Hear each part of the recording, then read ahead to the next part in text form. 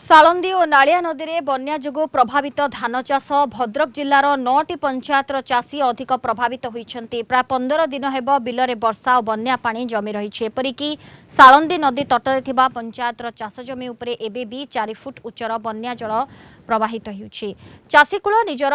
जीवन जीविका को नहीं हताश हो पड़िछन्ति। सेमानंक पाखरे पुणी थरे धान चाष करिबा पई ना अछि धान बिहन ना खरीफ धान चाष पई अछि समय। 15-20 दिन है तो जो बना है दिन 15-16 दिन हम बर्तमान हूँ चारिड़े आमर माने पानी पूरा एकदम माने बिल बाड़ी सब बुड़ी 15 दिन है जो धान तो टोटाल तो जाइए बर्तमान तो ना धान कि आम तो रुई दिन सब पलैगला रुई 3.5 एकर रुई यही तो बनार बुड़ी आम जमी 3 माण करे सी तो चलीगला तला भी चलीगला पानी भी बुड़ी 3टा बन्या होगा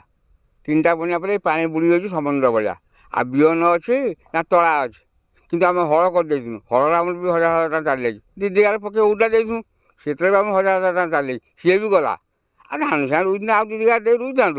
सी भी गला आ तला भी गला आम टंका भी गला।